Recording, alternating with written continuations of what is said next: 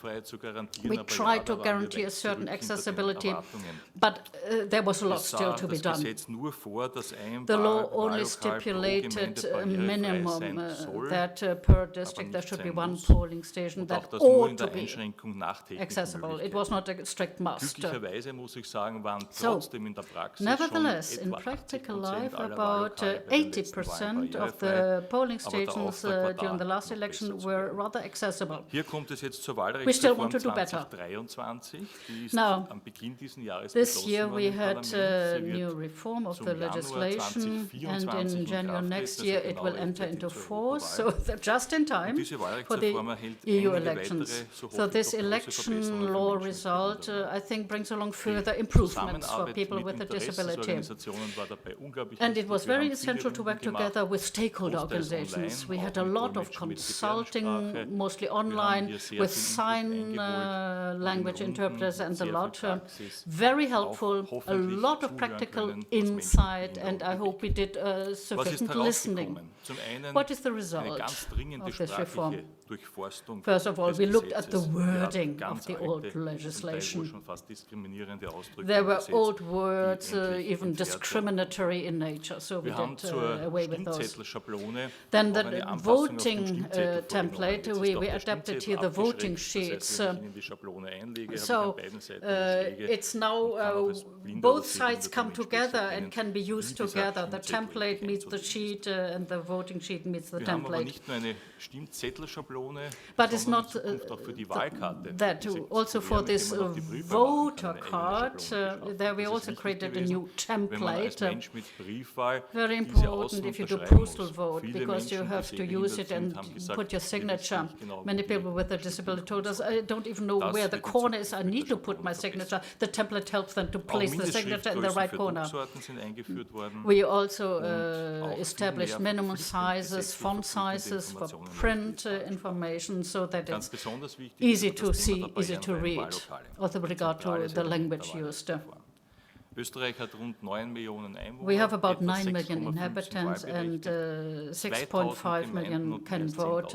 We have over 2,000 municipalities and tens of thousands of polling stations. Not easy to have them fully accessible, so we make that mandatory in two phases. First phase until 2027. In jedem Gebäude mit Then einem each Wahllokal zumindest building eins with sollte at least es geben, das one barrierefrei ist. polling Aber station in einer must Gemeinde have nur one ein Gebäude mit einem free Wahllokal access. ist dieses barrierefrei. If I have a Haben Sie municipality ein with only Gebäude one mit mehreren Wahllokalen, building zum and Beispiel one eine polling Schule, station there, dann then that has darf to für be diese access free. knapp If 4 I Jahre have a auch commune nur with eines several barrierefrei polling sein. stations, Aber then one polling ab station at least needs to be 1.1.2028 with free access. But as volle of Garantie, 2028, jedes Wahllokal 100%, in jedem each Gebäude polling in Österreich station in each muss building in barrierefrei Austria needs to be Das ist eine accessible. ganz eine große Vorgabe. Wir sind hier viel That's in quite Kontakt mit den a Gemeinden. task. We maintain versuchen regular jetzt schon contact with the Bewusstseinsbildung zu schaffen, municipalities um to dieses raise ambitionierte Ziel awareness, zu to erreichen. sharpen the Zusätzlich understanding muss that this is jede Wahlzelle necessary. dann barrierefrei sein. Und für die And Briefwahl, each wir haben Vorwahltage, eine Art cabin Voting, needs its muss booth auch vor Ort needs to für be dieses freely Vorwählen accessible, barrierefrei sein. as needs to be the access Sie to the sehen, building die where the polling Wahlrechtsreform station is. So 2023 it's an hat election hier law große Schritte reform, gemacht. which Wir I wissen, think es means ist eine big partnerschaftliche Arbeit. steps ahead. Gemeinden, It's based on Verwaltung und Menschen partnership mit between the Behinderung municipal arbeiten eng level, zusammen. between Aber wir organizations, sind sehr, sehr between gewillt our und level. zuversichtlich, dass es uns We gelingen all wird, in den work nächsten together Jahren and we are alle diese Ziele confident bestmöglich when zu we erreichen. think of the future Danke and vielmals für Ihre Aufmerksamkeit. the task in hand. Thank you very much for sharing with us what has been done in Austria to address the needs of persons with disability and also the importance of collective action. I would like now to ask the colleagues from Czechia to join us. If feasible, if I may ask.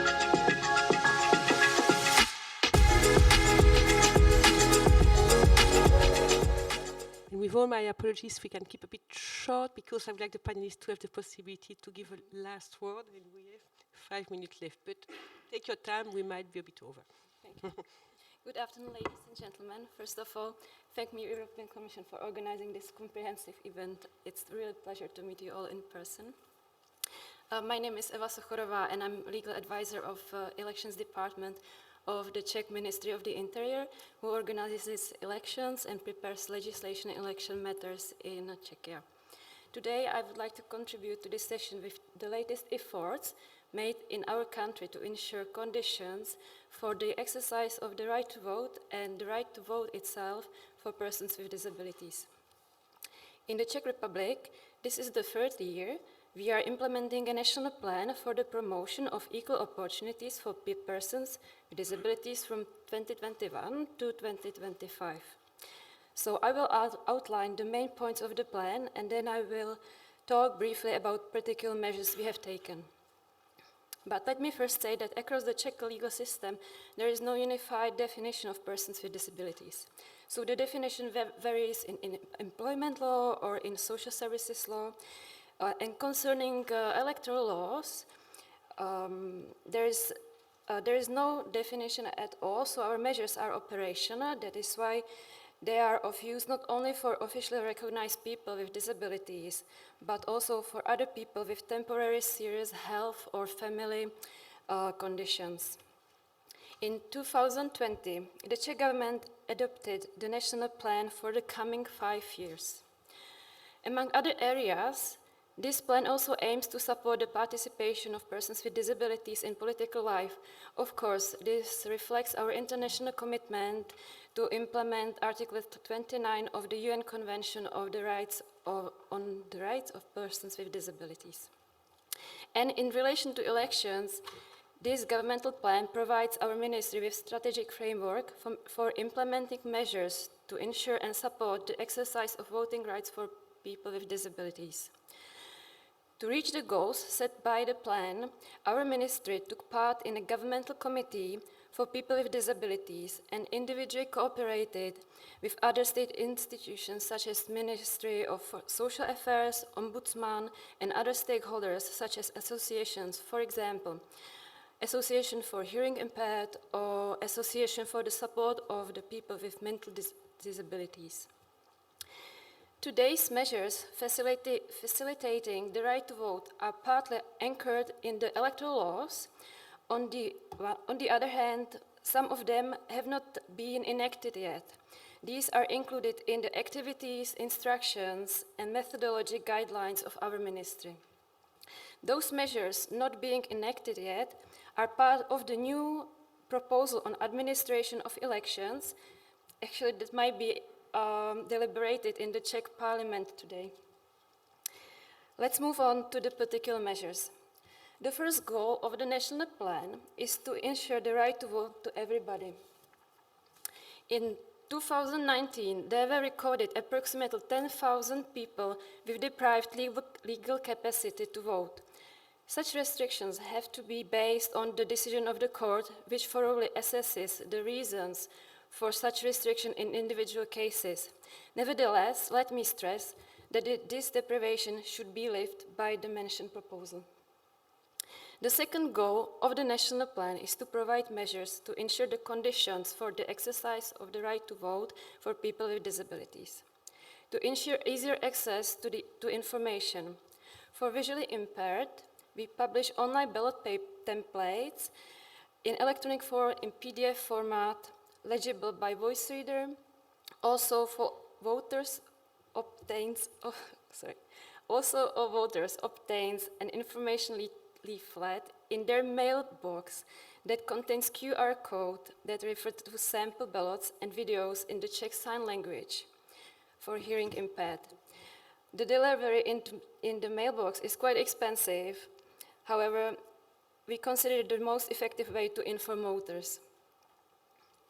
We also create a leaflet on how to vote in easy to read for people with mental disabilities.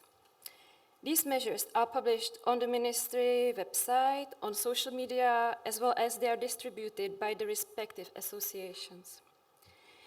In cooperation with the Ministry of Social Affairs and Ombudsman, we also provided a methodology to facilities that provide social services in residential form, so as they obtain some guidance on how to support and create conditions for the realization of the voting rights of their clients. Last but not least, the right to vote for persons with disabilities is enabled by an assistance in voting in the polling station by a person of voter's choice, by voting in a portable ballot box at home, by voting outside the polling station in the portable ballot box, voting in residential facilities on the basis of voters' absentee card, entry on a special electoral roll, or without any further requirement if the facility is in the same constituency as the voter's permanent residency. Some of these measures already enacted are regulated more in detail in the draft law, specifically, for example, a duty of confidentiality or duty to follow voters' instruction by person who assists. In Czechia, we have over 14,000 constituencies. Our ministry gives advice to local authorities to locate a polling station in a building with a barrier-free access and to publish this information. If needed, a voter may ask for a voter's absentee card to allow him or her to vote in another constituency with barrier-free access of his or her choice. When the new act is adopted, it will introduce a new information system which serves to provide information on barrier-free polling stations. Finally, our ministry, during training of precinct electoral commissions, stresses to maintain a dignity and secrecy while exercising the right to vote by persons with disabilities. I believe that there's still some space to do more in the Czechia, so we really welcome our cooperation and awaiting the guide on best practices for inspiration. Thank you very much. Thank you very much for sharing with us all the work being done and also for the prospects to continue to address the need in a very proactive manner.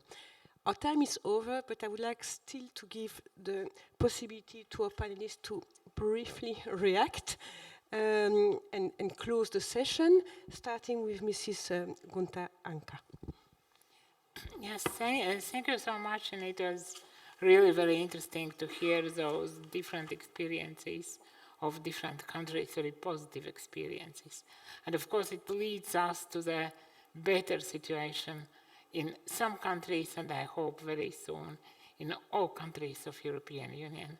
But what I'd like to stress, the motto of our organization is nothing about us without us. So it's so important not just to take good decisions, but always also ask what are the best decisions for people with disabilities. And only together we could build new and really good experience in European Union. Thank you. Thank you very much. That was a strong message, I think, from this panel. We have to work together, and all of us with all the stakeholders to achieve progress. Colleagues from... I have 3 takeaways, and one of it is actually, I'll follow up what Gunther just said. I think the examples from the countries have shown the importance of engaging with persons with disabilities and learning from them. Because I think all the reforms and improvements that were done, from what I heard, was very much feedback received from persons with disabilities themselves, because that will provide the most useful information.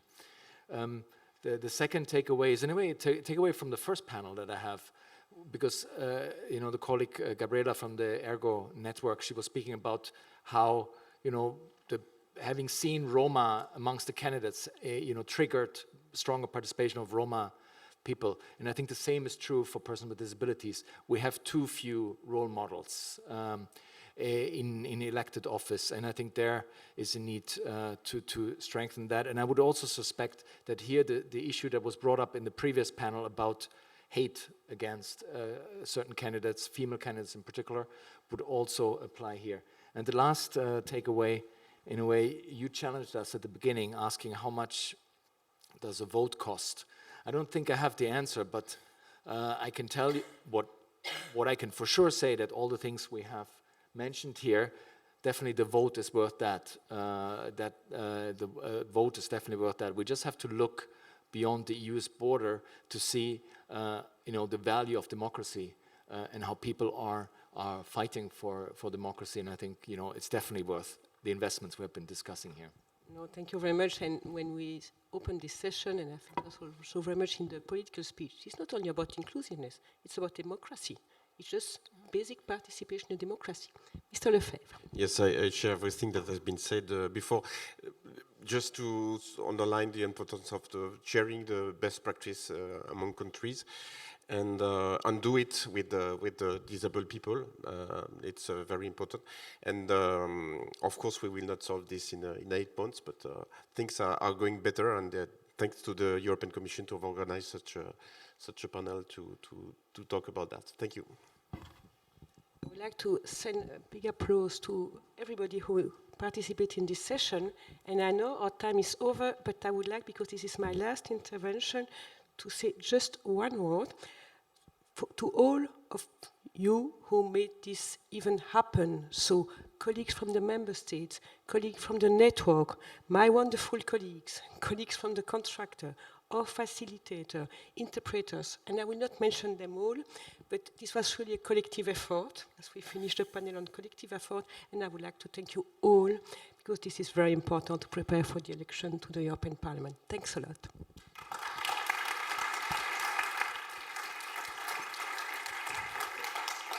So thank you very much for joining us, and thanks, Marie-Hélène, for your kind words. We're breaking for coffee for half an hour. We'll be back here at 4.